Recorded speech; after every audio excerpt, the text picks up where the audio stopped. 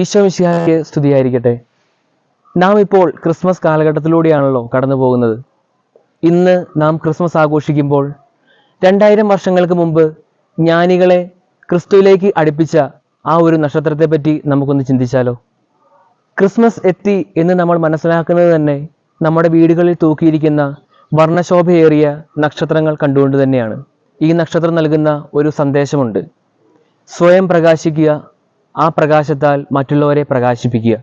ഈ ക്രിസ്മസ് കാലഘട്ടത്തിൽ നമുക്കൊന്ന് ചിന്തിച്ചാലോ. ഞാൻ എപ്പോഴെങ്കിലും എൻ്റെ ഒരു പ്രവൃത്തി മൂലമോ എൻ്റെ ഒരു കരുതൽ മൂലമോ ആർക്കെങ്കിലും ഒരു പ്രകാശമായി അല്ലെങ്കിൽ ഒരു ചെറു നക്ഷത്രമായി മാറാറുണ്ടോ? അങ്ങനെയെങ്കിൽ ഈ ക്രിസ്മസ് കാലഘട്ടത്തിൽ നമുക്ക് ചിന്തിക്കാം: ദൈവമേ, എന്നെ ഒരു ചെറു പ്രകാശമാക്കണമേ.